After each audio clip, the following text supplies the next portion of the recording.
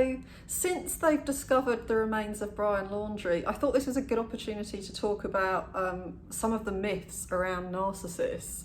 So one of them is that narcissists don't commit suicide, that it's really unlikely that they will. And overt narcissists, they can seem to be quite on top of the world a lot of the time because they're so full of themselves and they don't let things get in their way that many of us let get in our way, that can bring us down, like guilt, for example. They don't worry about loved ones because they have so little empathy. So they don't use up emotional energy being concerned for people or being upset for people when they're upset. So that's another reason they can stay positive.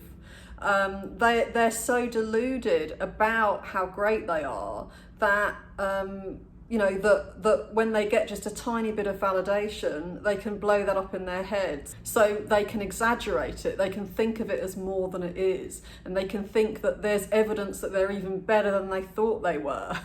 In reality though, people with narcissistic personality disorder and even people with narcissistic traits are significantly more likely to commit suicide than people without them. And the reason why is thought to be because their self-esteem is so fragile. So for most of us, it would take a lot to get so depressed we would want to kill ourselves. Lots of things would need to happen over a long period of time to get to that point. But for a narcissist, their self-esteem can be torn apart overnight by a narcissistic injury. A covert narcissist is also known as a vulnerable narcissist for good reason. They feel vulnerable. They are in touch with their shame in a way that an overt narcissist isn't. So when a covert narcissist isn't getting narcissistic supply, they can feel terrible about themselves. So the mask, which is what they get their narcissistic supply from, this fake version of themselves, that's what makes them feel good when that gets attention. So when people show them admiration, either by saying how wonderful they are, how good they are at something, or how powerful they are in one way or another, then they get an ego boost, they get their narcissistic supply, and they feel on top of the world. So they feel really high. They feel happier than most of us do. And then when they're not getting that, they feel a lot worse than most of us do. They can have a major depressive episode just because they haven't had narcissistic supply for a while. So this mask that they rely on to feel good, sometimes it's misleading to call it a mask. I guess it's accurate when you think of people who are being manipulative and sly and they're intentionally trying to pretend they're something they're not to get their own way. And narcissists can be very manipulative. But they can also buy into the mask themselves. So they can believe that they're amazing when they're getting that validation from people. They can feel like they're special and they're somehow better than others. And then when they're not getting that validation or that narcissistic supply, that's when they feel terrible. So they believe in their mask, and when they see the reality of who they really are, and they see it again in a warped way, again it's a delusion. We don't know for sure that Brian Laundrie killed himself. The autopsy was pretty difficult to perform because there were only some bones left, and apparently the wildlife had eaten him, most of his flesh anyway, because that wouldn't normally happen apparently after a month, that there's just no flesh left on him. So we don't know for sure how he died, but it seems likely I would think that he died by suicide because of the state of mind he was apparently in when he left home. So, his parents said that he was really low. There was some coverage by the media that in one article it said that he was grieving. Would he have been grieving? This isn't something that Brian's father told the press. This is something they came up with after they heard that he was feeling really low. So did he kill himself because he regretted what he'd done? Because he thought about what a lovely girlfriend he had, what a sweet person she was, and he felt so terrible. He didn't feel like he should live. He didn't deserve to live, He didn't want to put the family through any more grief, his family or his girlfriend's family. You know, is that what it was? Is that why he killed himself? Sometimes people do kill themselves because their partner has died and they're absolutely devastated. They feel like they can't go on without that person. Is that what happened in this case? Judging by what we've seen of Brian, judging by how he behaved in the video footage that we've seen from the police, what we saw of the blog, what we've seen of his Instagram page with all of his drawings on it, and the way he talks about Gabby, I would say that I don't think he would have killed himself because he really regretted harming Gabby, because he felt remorse, you know, because he felt so guilty, and he had all this empathy for her and what she must have gone through in those final moments, and he felt like he deserved to die and so on. When a narcissist kills themselves, it's likely they've received a narcissistic injury and that's why they've done it. So a narcissistic injury is an injury or destruction of their mask. Their mask, of course, is their coping mechanism. That's how they deal with life without just falling apart and, you know, hating themselves. When the mask gets damaged, they see beyond that. They see someone who's afraid, someone who's vulnerable. They feel overwhelming shame and humiliation. They believe other people can see that person too, and it's intolerable.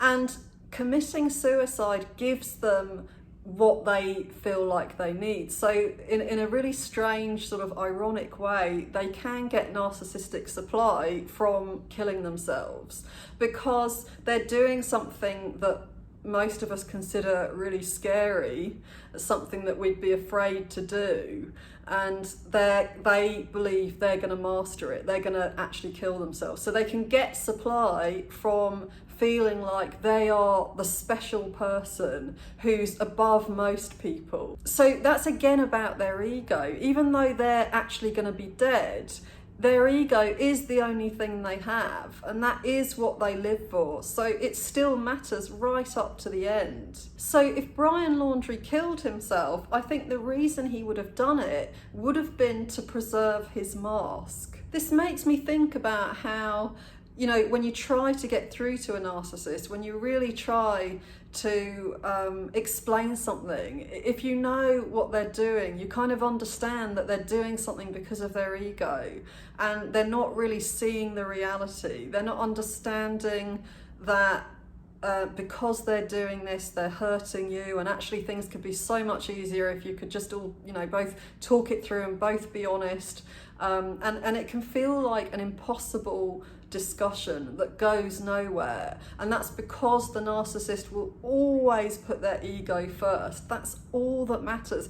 And I think this, thinking about why a narcissist would commit suicide, I think that really sums it up, that really to the grave their ego needs to be intact, to the point where they will kill themselves in order to keep it intact. He's seen as this good person by, Gabby's parents saw him like that. You know, they thought he was a polite and quiet person. Gabby's mum, you know, she was worried about her daughter going travelling. She warned her, not everybody is a good person, because she was worried about her getting to know some dodgy people.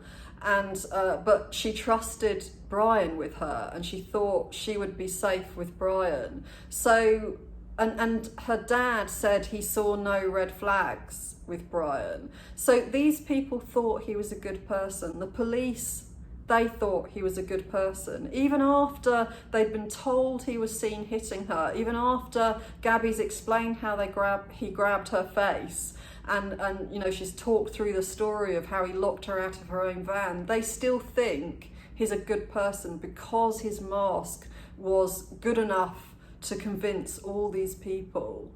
And they saw, Gabby's parents saw a lot of Brian, because they'd been together for years, and they were still convinced he was a good person.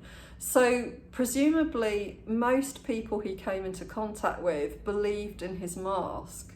Now, what's going to happen to that mask if he's seen as a murderer, and the whole country, in fact, much of the world, because this has gone all over the world, this story, is looking at him as this nasty person. Some people have used the word evil, you know, someone who is ruthless and cruel. Well, his mask is going to be in tatters. And I think it's that would have left Brian devastated. I think that's what would have really brought his mood down, that he no longer had what he had lent on all his life, you know. And I don't know what he told his parents. Maybe one day we're going to find out if he was honest with them or if he wasn't. But if he wasn't honest with them, then I guess he knew it was just a matter of time before everybody discovered the truth. You know, they hadn't found a body yet. But when the police found Gabby's body, it would all be over for him.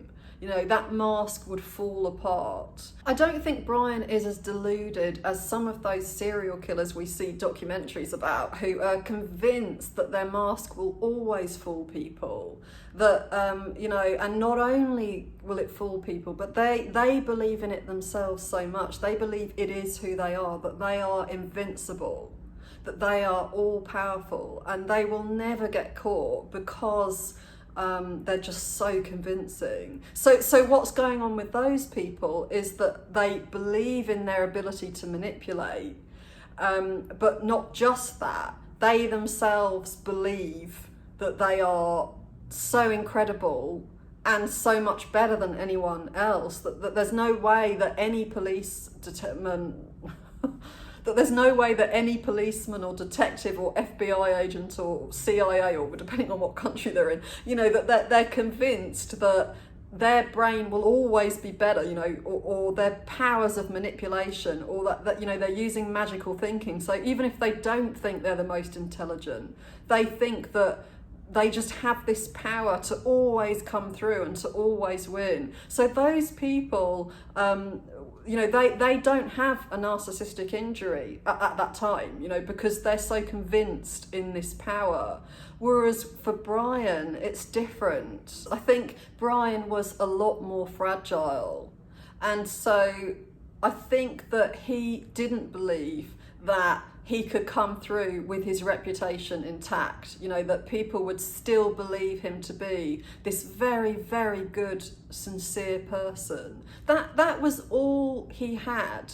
That was everything to him. Some of the stuff he's put on his Instagram kind of sound like lectures about, you know, why we need to be different, and how he, you know, he seems to hate other people, how we should all live like this tree that you know, that where the roots are only on the surface, so it doesn't need much to survive, and we should be less greedy, and he's all anti-plastic and all this, you know. So he was someone who believed he was a very moral person and a very good person, and that really was it. So once that's gone, he hasn't got anything left. I wonder if he saw who he was for the first time, if he saw what he was really capable of, and if he started to doubt his mask, you know, and to think, well, maybe he's not this incredibly moral, good person. And if he had done that, that would have been devastating. There's such a big gap between their mask and who they really are.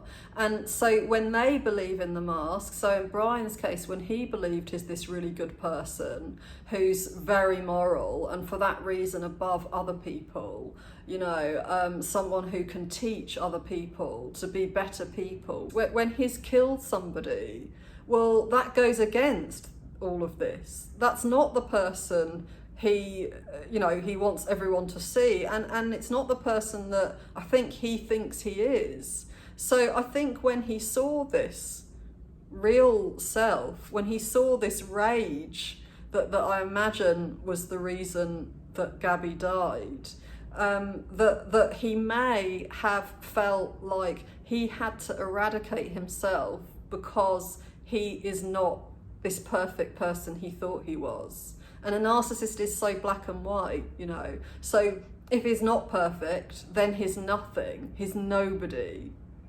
And that's why a narcissist hates themselves so much, and that's why they hate criticism so much, because if they're not perfect, they're nothing. so they don't feel bad about themselves because of empathy for other people. So I think it's more likely that he saw how others would view him and that was what was intolerable for him.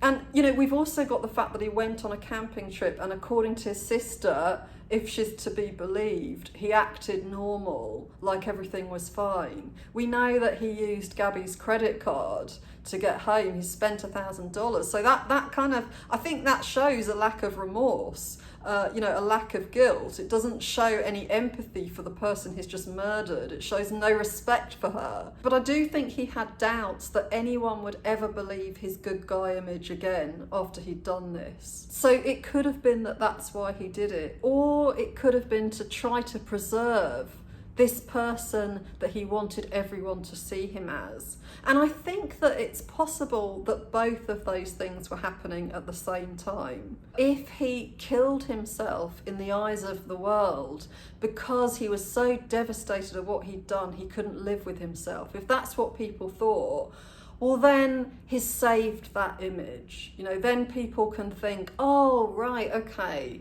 well he had such a conscience and he felt so bad, he was that guy we thought, you know, this happened because maybe he was pushed to his limit, the poor guy, or, you know, maybe he just lost it, he wasn't himself, and now we know who he really was. He was someone who felt so terrible and so guilty that he couldn't even bear to live anymore. When people die, their friends and relatives miss them. So that's empowering for someone who's about to kill themselves. If his parents didn't know what he'd done and they would have thought the worst of him, been furious with him, maybe even disowned him, you know, if that's what he was thinking might happen, for instance, then this was a way to turn that around.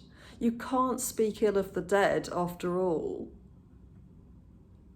So I'm going to leave it here. I met a couple at the weekend and I thought it was really interesting to see how they were, you know, and how things were between them. So I thought I would show you how that went. If you haven't subscribed, please do subscribe and I'll see you in the next video.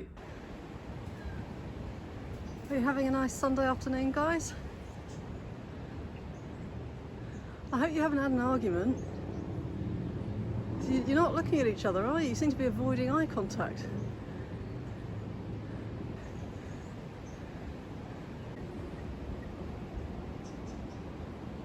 You can work it out, can't you? Or have you said things that you can't take back?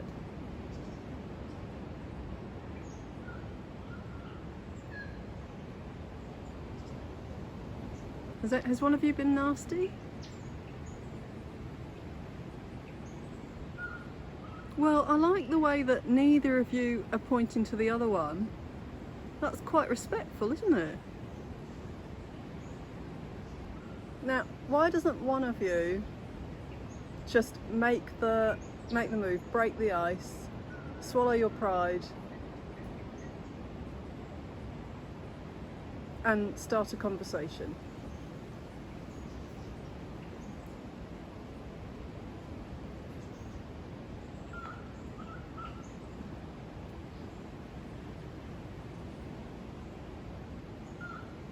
Well, I guess if you both give each other the silent treatment at the same time, then maybe that works for you guys. At least you're on an equal footing.